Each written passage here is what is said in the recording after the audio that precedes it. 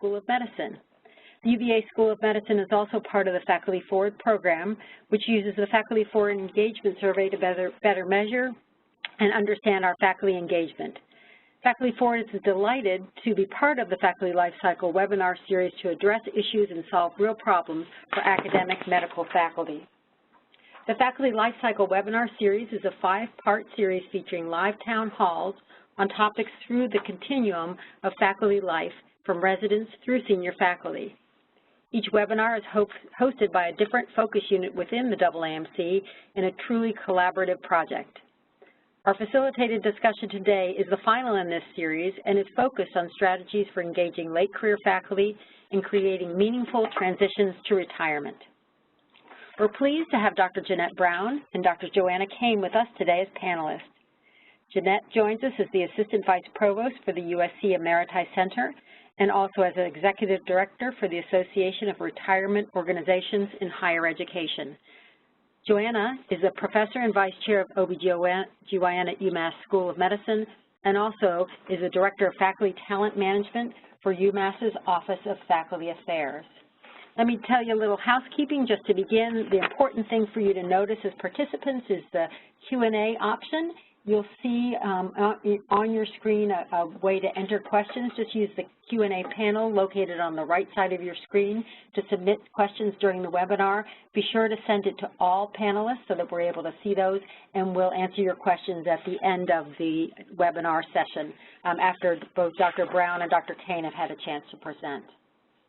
And so with that, let's move on to our topic today. Today I'm going to kick off the town hall by saying we'll be exploring this topic by focusing on these 3 questions. First, how do we meet the challenges of keeping late career faculty engaged in the workforce? Second, how do we develop policies and programs and procedures to support late career faculty, particularly those who are in a process of reinventing their role in your academic institution? And then how do we prepare faculty for a smooth transition through the later stages of the faculty life cycle, including after retirement? Let me set the stage by giving you some context to the question we're addressing today. This particular graphic is data from the AAMC showing the increasing age of faculty over the past 3 decades. You can see the average age of faculty has increased by half a dozen years since 1985. Similarly, the average age of first-time faculty, regardless of rank, is increasing. In 2009, the AAMC did a study comparing average age of entry over 2 decades and found that faculty average age at entry into the academic workforce was 35.3 years in '87 and had rose to 37.8 years in 2007. Thus, faculty are entering our workforce at increasingly older ages, and as this slide depicts, the average age of faculty has increased significantly. This particular slide is data from the NIH looking at the age of principal investigators over a many-decade period, over a 30-year period from 1980 to 2010. And it's remarkable to see the drop in the number of faculty receiving their first R01 below the age of 36, and equally remarkable to see the number of folks receiving an R01 after the age of 66. The publishers of this study felt that this big change was likely related to a couple of factors, including the elimination of mandatory retirement during the 1980s, the increasing life expectancy that allowed people to remain in the workforce longer, and the authors also suspected that the economic situation in the 80s, in 2008 and beyond, had a big impact in forcing many people to reconsider retirement. But what you can see from this is that in 1980, less than 1% of PIs were over age 65, and now PIs over age 65 constitute nearly 7% of the total PIs receiving R01s. In parallel, in 1980, close to 18% of all PIs were age 36 and under, and that number has fallen to about 3% in recent years. So these are obviously big changes and big things I'm sure all of you are grappling with at your own institutions. Data from the Faculty for Engagement Survey shows us some interesting things about people over the age of 65 who plan to retire. This group reported less satisfaction with their sense of accomplishment, their role clarity, their opportunities for ongoing professional development, the quality of their relationships with colleagues, and the respect for work-life balance that they receive from those colleagues, their sense of fit or belonging in the workplace's ability to cultivate collegiality and innovation, and, in fact, in their medical school as a place to work. So not necessarily disengaged, but dissatisfied with a number of things relative to their peers. Similarly, those who are aged 45 to 65 who are unsure about their retirement plans reported similar feelings compared with peers who were planning to stay. So those who said they were unsure if they were going to retire in the next several years showed similar dissatisfaction relative to those who were certain that they were planning to stay. So as faculty consider retirement, our medical schools need to consider how to best engage late career faculty and to assist those who wish to transition either into a new role or wish to transition out of the academic medical workforce. This knowledge of the increasing age of faculty and knowing that some faculty experience a loss of engagement later in their career should prompt us in our roles and should prompt our medical schools to consider the financial, mission, and cultural impacts of late career faculty engagement and late career faculty as they transition to retirement.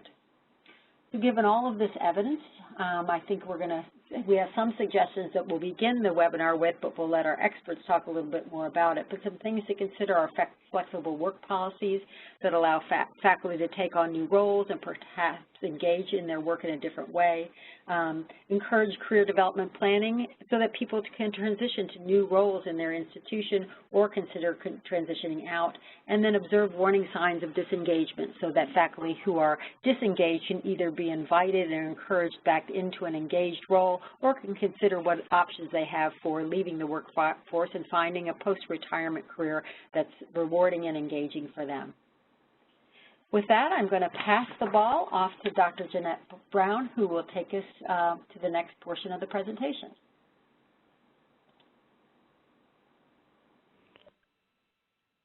Thank you very much. And I am going to be going through some slides really quite fast, but I wanted to let you know that later on after this webinar is over, if people would like to contact me via email, I can forward various links to some of the things that I'm talking about.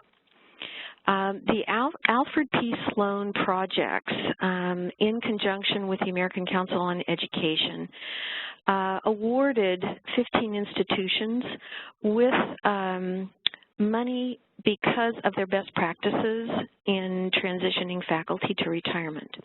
And as a result, there was a book that was published with these 15 different institutions, plus a chapter from our nonprofit that gave recommendations on what the best practices are in faculty transitions to retirement.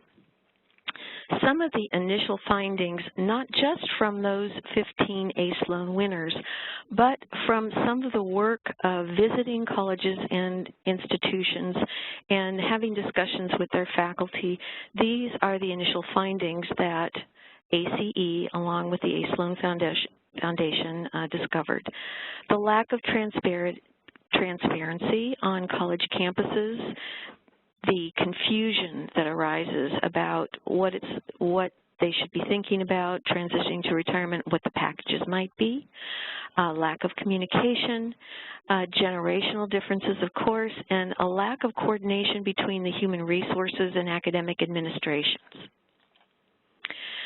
They recommended that there are 3 phases in the retirement or phasing through retirement, the pre-retirement prep and planning stage, and suggest a 5-year timeline so that people are thinking way ahead of time of what they should be doing post-retirement. It's generally to give them support at this time to get them thinking about it is really very important. The second step, retirement, the action stage, 6 months prior to retirement is really a very important stage, especially because many faculty don't even think about retiring until almost the last minute. So phasing has proven to be a very effective approach. And the post-retirement or maintenance stage is currently has the least amount of support, and that is where my area is focused on is what we do to value and provide engagement for retired faculty and staff post-retirement.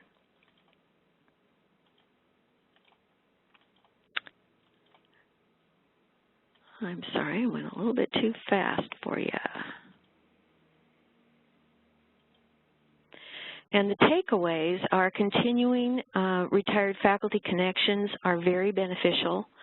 And one of the things I say many times to our administration is that our retired faculty are the greatest untapped resources that a college or a university has. All phases need support. Coordination with departments is definitely essential. Shared planning is most successful. The best incentives tend to be flexible, transparent, and equitable. If you've spoken to any of your faculty, the equity piece is really very important. Many times faculty think that secret deals are going on behind the scenes, so as flexible, transparent, clear, and equitable as possible is very, very important. Constant communication is very important as well, and retiree organizations can be important partners. And what we've discovered is there are some colleges and universities without retiree organizations on their college campuses, and we do recommend that college campuses do create an organization, a center, an association. My nonprofit, my full-time job is running our retiree center, our Emeriti Center at the University of Southern California.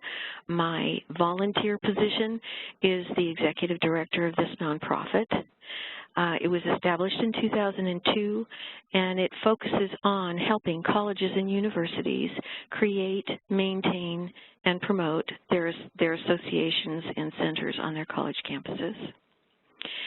Back in 2002, and also before that, prior in 2008, I conducted a survey of all of the institutions. We had about 144 institutions that responded to our survey.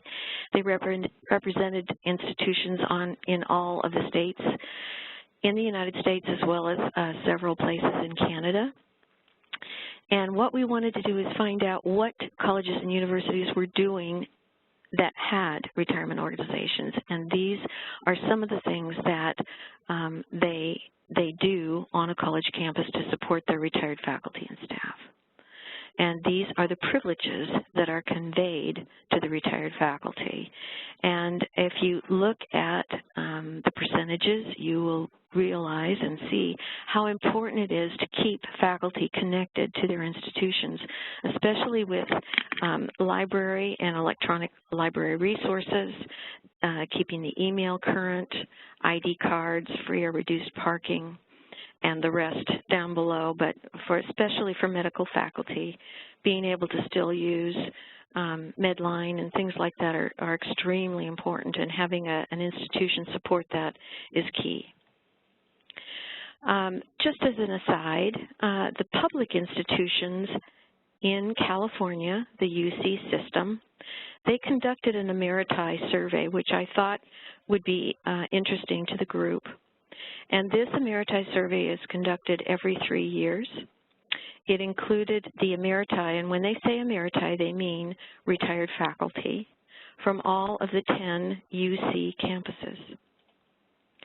They had close to 1,600 responses. It turned out to be a very powerful document for them. Why? Because what they did is they demonstrated to the chancellor these statistics. And many of their faculty were still teaching. They were engaged in academic work, received grant funding. They were serving as consultants, working as business enterprises, and involved in service outside the university. What this said to the chancellor was that cumulatively, including their donations to their institutions, it was a significant, almost as much as if it was an 11th institution in their 10-institution chain of colleges and universities. At the University of Southern California, we have an Emeriti Center. Ours is one of the oldest retiree centers in the United States, and it has always been under the Provost's office, and it serves all retired faculty as well as the retired staff and supports 2 membership organizations. And this gives you an idea of some of the things that we do with and for our retired faculty. And we do think it's very important to continue with honors and awards, living history kinds of things, returning back to campus for service. We also conduct quite a few health and wellness programs, and as you can imagine, we partner closely with our medical school, pharmacy, dentistry, etc. And here are some more things that we do through our center. These are the recommendations from our nonprofit, the Association of Retirement Organizations in Higher Education. This is assessment first for those especially who do not have a retiree organization on their campus. Take a look at the college campus and see what needs to be done and what can be used as resources. Identify interested campus leaders, explore campus partnerships. It's very important to survey those that are retired and those that are ready to retire for their interest and their willingness to engage. And forming an interest group then is really very important. And we do encourage folks to join our nonprofit. It's very inexpensive. We're having a conference coming up in August. And we have people attending the conference who are retired faculty, leaders, administrators from college campuses, HR directors, and others that are interested in supporting this faculty transition, as well as those that are involved in leadership kinds of things with their retired faculty on their college campuses. This is the book that is the result of the 15 institutions that won the Best Practices Award from American Council on Education through the grant. And the particular chapter that we wrote through USC is Developing a Legacy, and that is key and very important to our retired faculty. And then Chapter 15 is a summary of the things that are most important. And now I will bring this over to Joanna.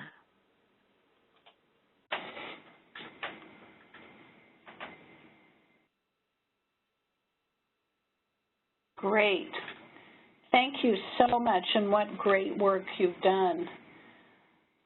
I want to talk about academic health centers and medical school because UMass, along with 7 other schools, also received Alfred P. Sloan Faculty Career Flexibility Awards.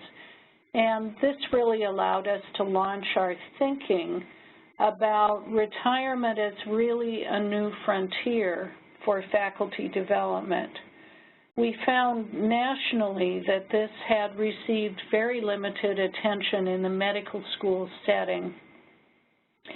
And being a younger school, we were just beginning to wrestle with what retirement meant, what did it mean for us as a school, and what was the right thing to do. We like to think of retirement as part of a career continuum, and it's just a late career transition. At UMass, now about a quarter of our faculty is over 60. So it's clear we need to be thinking about transitions and thinking about ways to transfer knowledge and responsibilities, maintain legacy, and doing that in a respectful way so we reduce costs. We all understand the importance of engaging faculty beyond retirement. That talent resource is phenomenal, and we need to innovate to find the ways to do it. But we began this journey understanding that even the word retirement was taboo in our setting, and we didn't have much except from colleges to go on. So we also started with an assessment of our own faculty, and I recommend that. We surveyed all the faculty over 50, and we found interesting things. We found that nearly 60% of our faculty from 60 to 64 did not have a plan for retirement, but they wanted ongoing engagement. And surprisingly, they wanted online resources, which surprised me until I thought about how much people want it to be confidential as they're thinking about retirement in our setting. So we began to put together work groups, and part of that work group thinking was to think about what our barriers to late career development were. And there is an unconscious bias or conscious bias that retirement means the end of a career rather than a transition to something exciting and new, which really stymies some of the thinking and work we can do. There's a huge identity threat, particularly for physicians. I've had so many faculty say exactly this. Basically, who am I if I'm not a doctor? I've spent so much time doing that.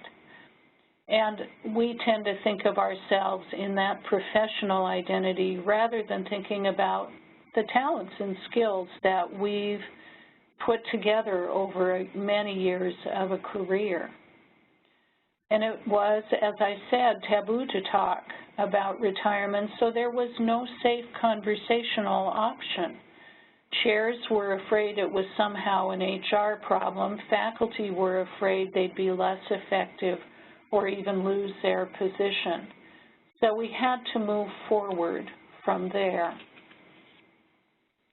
We also have to make a case for why this matters so much. And both faculty and institutions have significant needs around the retirement transition.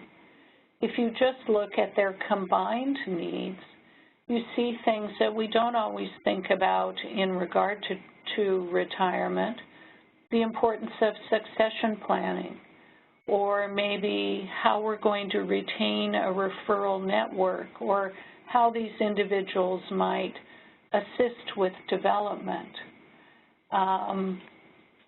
Many things that you can leverage when you're trying to get programs to move forward. So I have to say, as you look at all these programs that we now have, and all you have to do is visit the University of Massachusetts Medical School Office of Faculty Affairs website, and you'll see the documents that underlie all of this. This is many committees' work over several years. But had I put this up in 2013, there would have been nothing there. The only thing we had for retiring faculty was a visit to HR to discuss finance. So we started with pre-retirement and really worked with seminars and workshops, essentially to shop the idea that it was okay to say the word retirement and that it was an issue that crossed all ages.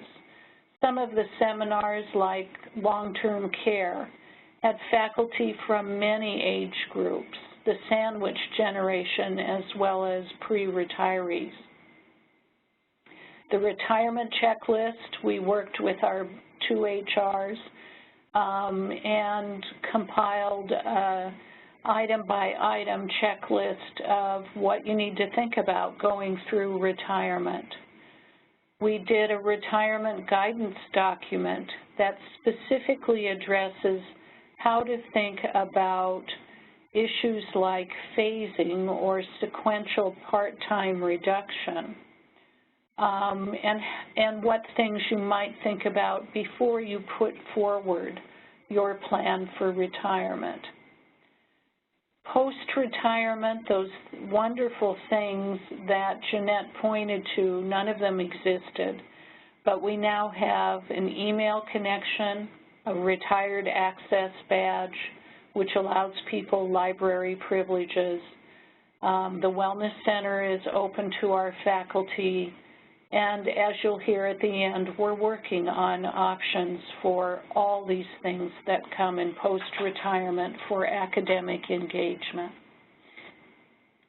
But I want to focus a bit on a central item that we've just been working on more recently, succession planning and intent to retire, because they're at the heart of our moving forward with this transition. Succession planning we found to be very common in business. You can easily find a lot of information, but it's been rare in academic health centers. Turnover is inevitable, and it isn't just retirement, but most of us have a lack of process, policy, and most of all, accountability. Is it the chair? Is it the chief? Who's accountable? And it can get mired in the stigma around retirement. And there's also, because we haven't considered options and innovations around transitions in the senior career, there's a failure to give up roles by senior leadership. And we failed to create the kind of honorable roles as legacy owners of programs that we need to really stimulate this. So our medical group was keen to act on this, and we put together a work group that decided for us it is the departmental chairs who have that responsibility, who are going to be held accountable by the provost, the medical group president, and the CEO on a yearly basis for thinking about and promoting and assuring there's succession planning both for immediate needs but for intermediate needs and long-term needs, and linking that to changes. For example, you may have a wonderful legacy program that needs to go in a different direction. Succession planning may be an important part of getting it there and helping the person who's thinking about their retirement transition be an integral part of that.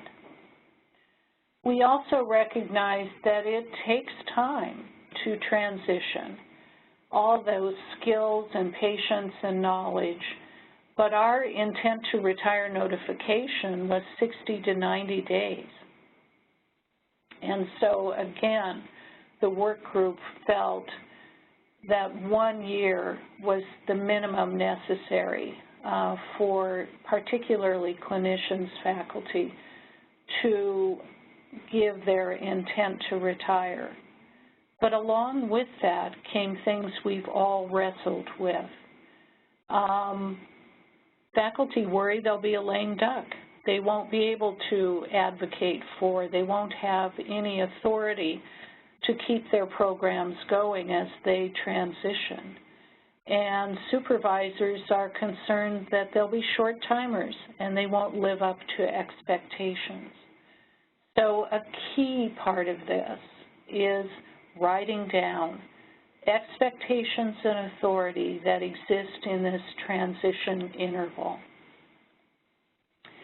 We started individual consultations. We have found that they're very important for having a place to discuss what can often be delicate and complicated issues, and most of all, to help faculty clarify what their goals are in retirement. What will that look like? What could they do? What creativity do they bring to the table? And how do they want to approach it? Do they want to put forward a phasing plan?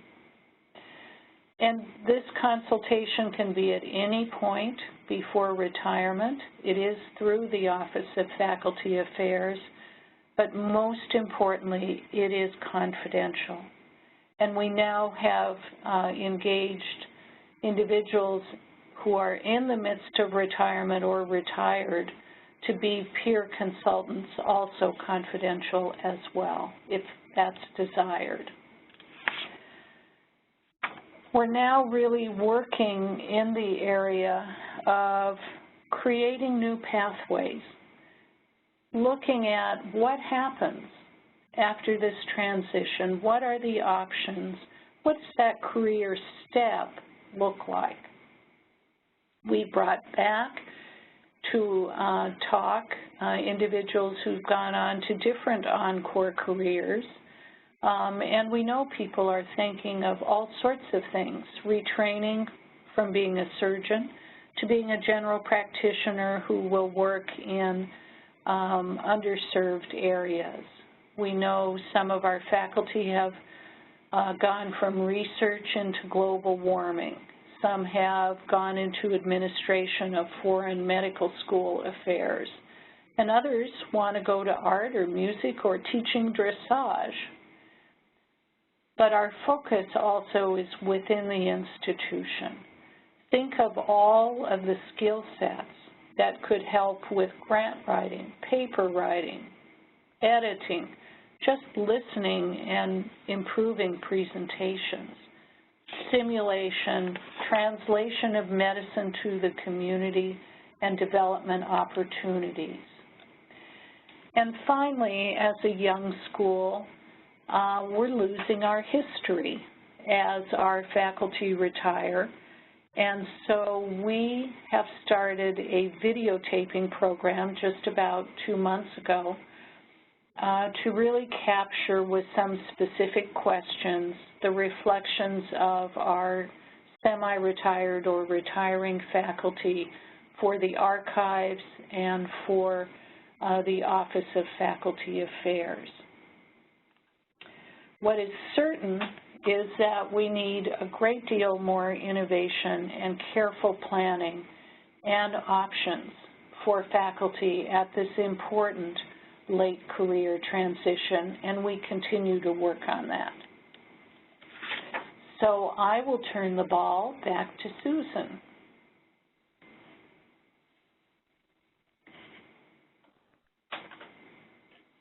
Great. Thank you so much, Joanna and Jeanette. That was just wonderful and lots of practical advice. I have lots of questions, even if others don't, but I won't hog the stage. I will start, though, before we start our Q&A. We have 3 books to give away, the book, The Faculty Retirement. Many thanks to Jeanette for donating copies of the book to our session today, and we randomly selected 3 attendees, 3 of you who have registered and are on the line to receive the awards, and the 3 recipients are Philip Binkley, Kathleen Rundell, and Denise Cora Bramble. So we'll email those. We'll email you after the webinar to send you your books. But thanks so much for being part of this. And now the floor is open for questions. I don't see any posted yet, so I'll give you all a few minutes to add some questions while I start with some of my own. One of the things I was struck by in both of your presentation was the power of the surveys that were done. Jeanette, you talked about the UC system survey, which was just amazing to get 1,600 responses, and I can imagine how much that influenced, as you said, the thoughts of your chancellor. Joanna, you also talked about doing one at UMass, and I think, Jeanette, you said you did one at USC. One of the questions I would ask is, are there surveys that are published? If those of us who are listening and participating today want to do similar surveys, are surveys published? How do you advertise them? Because as was talked about, particularly by Joanne, this is a subject that can feel a bit taboo. So how do we do it in a way that uses a good, validated survey, and how do we advertise it in a way that is not in any way threatening to those who are going to receive the survey? Boy, that's a good question. In AROHI, what we are doing is we are putting together white papers, and we are collecting surveys and information from our members who are willing to share. What we're finding is we need to customize a lot of the kinds of surveys that go out. For example, the UC system has been doing this for quite a while, and so they have something that is really very formal. I only just recently received the questions, and I'm going to be customizing them for our institution because the UC system is a public those are public institutions. They are the UC University of California system. The University of Southern California is a private institution, private research institution. So as you can imagine, the culture on our campus is quite different than the UC systems.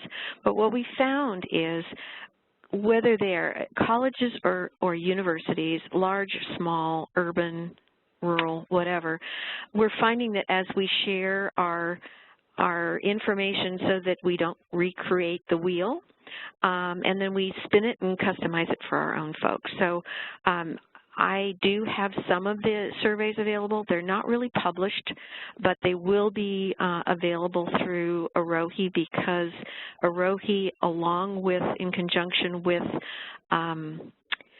American Council on Education, we're pooling the resources so that we'll have them available for folks. And one other thing that I forgot to mention that we could possibly have available for those that are online today is a faculty retirement policy rubric for institutional use. And Joanna probably knows about that as well. And this is online through ACE, but I can definitely email it to anybody that's interested or send out the link to it. And this is really helpful in figuring out how you might want to compare yourself with other institutions and the things that you should be thinking about. One other thing to think about surveying, our survey was really intended as a point in time of where we are and targeted towards what programs we should be expending our effort towards, what was most desired by the faculty. And so I think it's important to decide what your survey is targeting. Is it to design programs from? Is it a status of how the faculty at certain age intervals are doing, and then to use it appropriately based on that? That's a great point, Joanna. So it sounds like what you did was do a bit of a needs assessment and go from there. So you're right, you can have different surveys for different purposes. And as was brought up at the beginning when I talked about data from Faculty Forward, that alone can be looked at, the engagement of your senior versus junior faculty. So great point that different surveys may serve different things. And Jeanette, thanks for that resource. I heard you say, again, the Faculty Retirement Policy Rubric, which is online through the ACE, and we can see if we can get that resource to folks afterwards. So I do have a couple of questions. The first one that I've gotten says, senior faculty may feel that they are not relevant to younger faculty due to generational differences. How do we address this with our senior faculty members?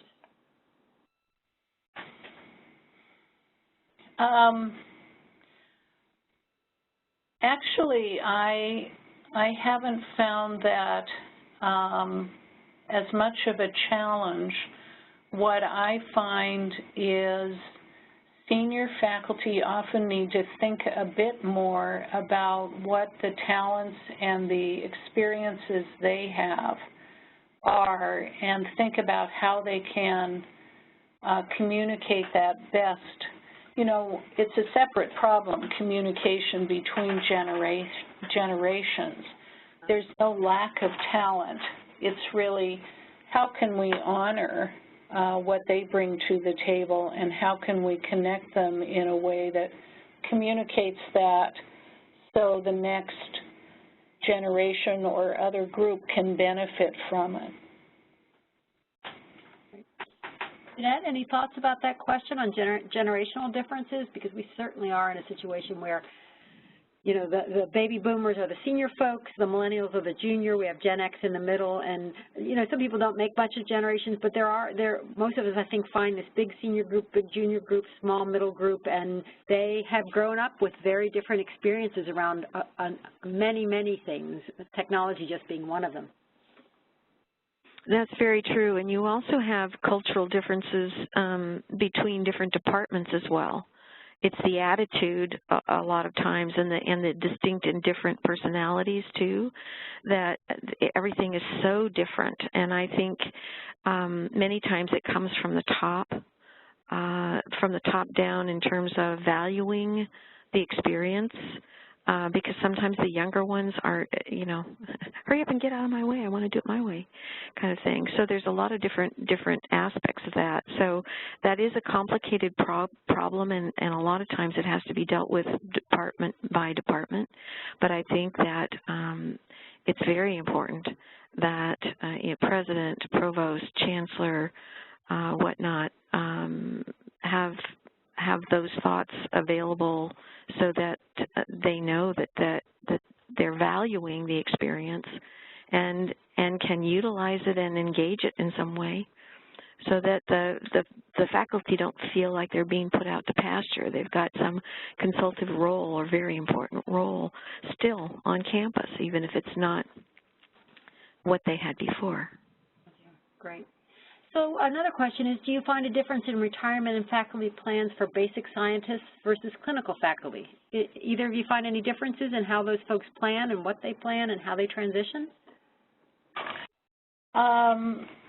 Absolutely. I think we have, with our basic scientists, seen more surprising innovation than I would have thought, and a lot of altruism. We've seen some of our basic science faculty really choose to phase their retirement and actively have grants that they're using to train their successors, which I think is phenomenal, and what a testament of culture. If you can get to a culture that says, my job is to create this next generation. I think the clinical faculty struggles a bit more because some of the choices around clinical care are so heavily predicated on RVU generation now that to step back from it makes it hard. So they in many ways have had a harder time finding innovations that keep them connected. And this is Jeanette. I have very, very little experience in any of that, so I hesitate to say anything other than from the retiree end. I have found that some of the leaders for important things here at USC, for example, to lead a benefits and resource committee and that kind of thing, the chair of the surgery took over that position. And we have a researcher in pharmacy that took over another position on the Retired Faculty Association board. So I think if having things for people to retire to, I think that's the most important thing right there. What do you retire to, not retiring from? Right. Another question along the lines of things being taboo and not knowing how to bring up the topic, which is certainly something we experience.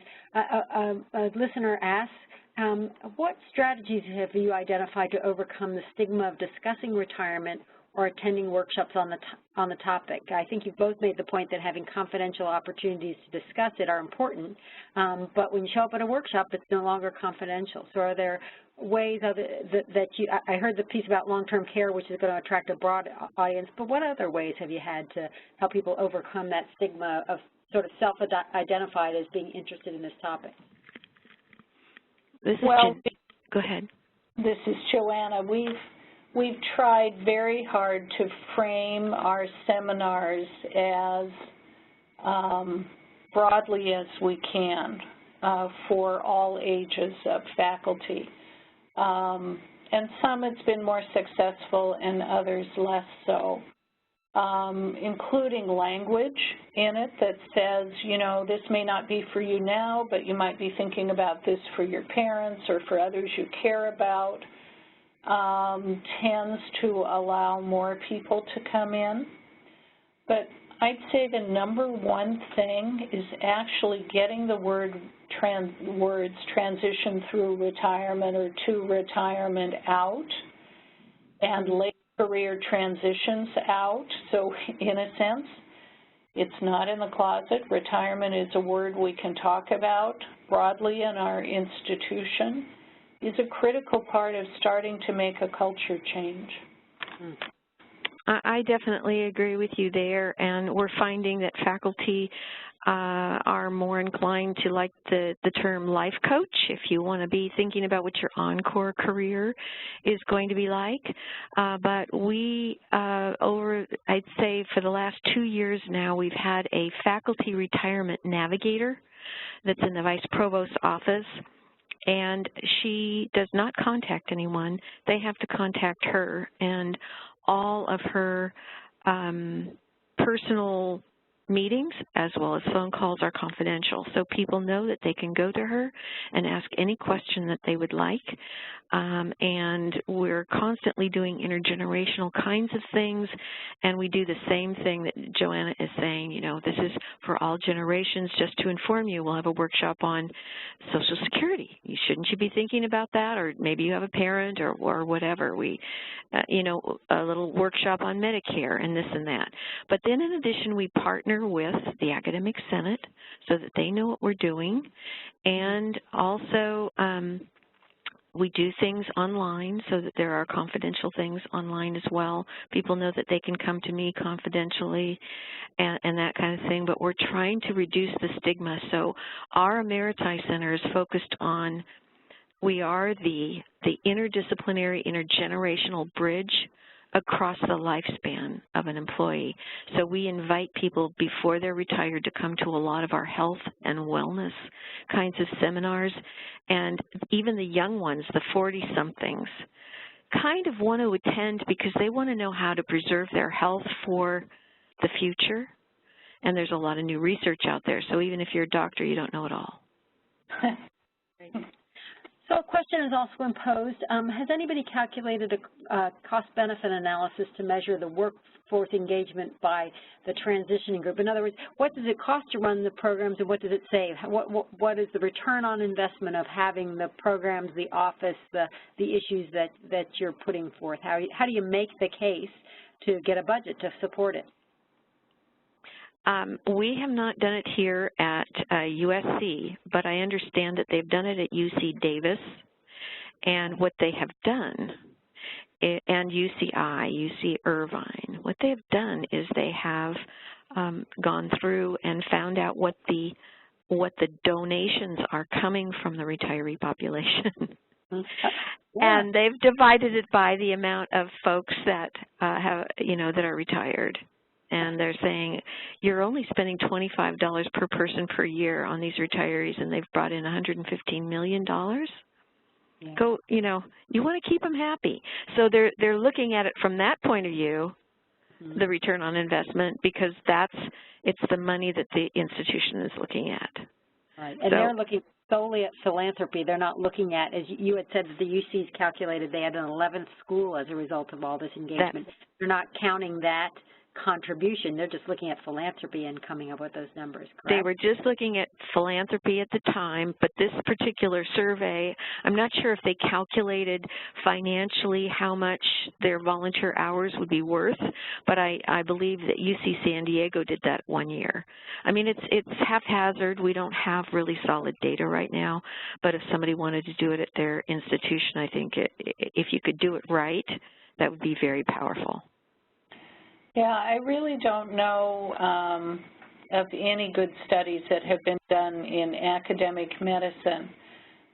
Some of the things you think about are things like promotion of careers and obtaining grants on the basic science side that are facilitated by retirees' engagement. On the clinical side, there are different, uses of clinicians who may not actually be practicing, but they may be scribing or doing other things that allow other faculty to actually see patients and do things.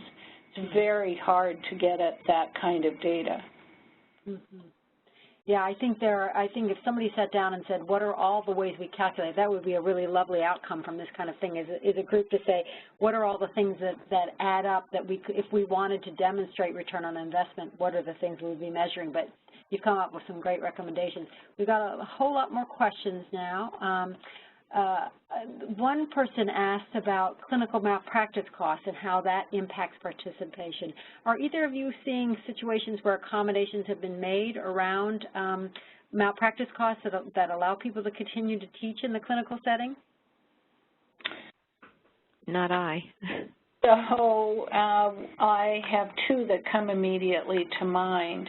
One where internal medicine faculty who is an exceptional teacher, was not going to be able to continue teaching because of a very small amount of malpractice that was required for that. And since we own our insurance, it's a captive indemnity program, they were able to say, well, we'll cover it. This doesn't make sense. It's much more important that this person be allowed to teach. On the other hand, particularly for certain specialties, the malpractice cost for limited practice can be prohibitive, and it doesn't work out. And somewhat along those same lines, another question talks about the fact that some of our retired faculty, emeritus faculty, are still vibrant and have a lot to offer, but some are waning their abilities and it may not be as helpful to the organization. Have you all faced the situation where you've had to make the hard decision to differentiate between the two categories and to let someone know you really couldn't use the skills that they wish to offer?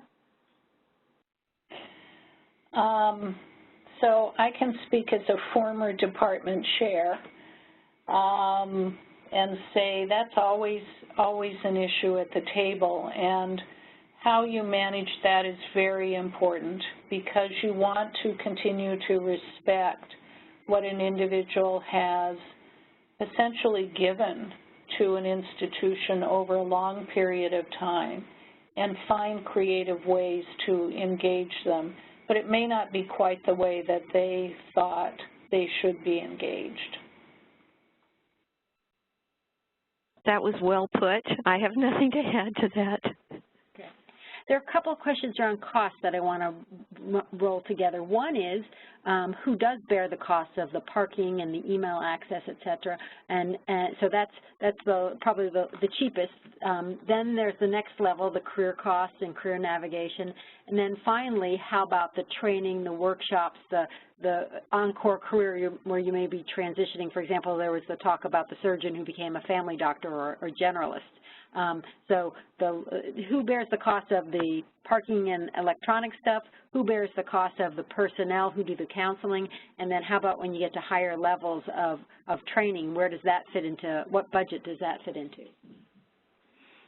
I can only speak for my institution. I know a little bit about some of the other ones. This is Jeanette.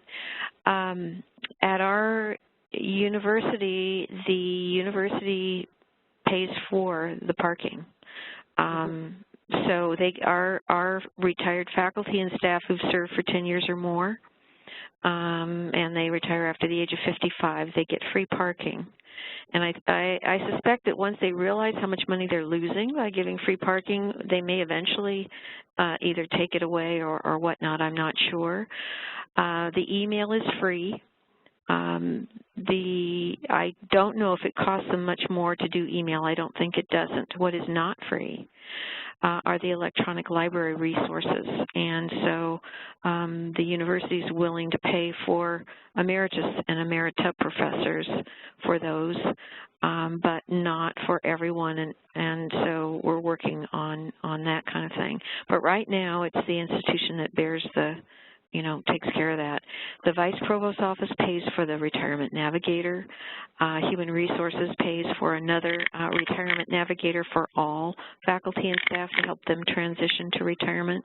And the Vice Provost or the Provost Office pays for my salary and my small office to support transitioning to retirement as well as the retirement, life after retirement.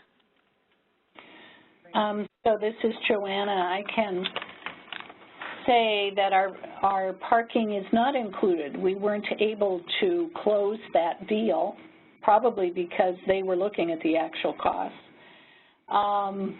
Email, I think, is fairly easy to do. It doesn't cost them that much for the number of people who decide to do it.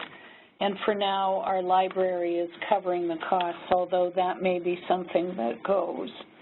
The Office of Faculty Affairs covers the consultations for the present time. I'm going to put out one final question that I think has been partially answered, but I think it's a great one to put on the table. And someone asked, what are your thoughts on culture change around transitions, especially when current division chiefs, department chairs, dean-level leaders do not seem to want to transition out? And Joanna, you talked a little bit about getting the word out, not being afraid to say things like retirement and late career. I think terms like encore career and I think staying vitally engaged. I think all of those things are important, but any other final words, parting words from either of you on how we can get those conversations rolling to really make sure all our junior people have opportunities as our senior people transition out of roles that they've held for long periods of time and made great contributions, but maybe time to transition? Well, I don't think it's only, people who have made good contributions, because they can continue to make those contributions. I think the biggest value we have in that regard is individual consultations, because you can have a confidential discussion about what would it look like if you did something else.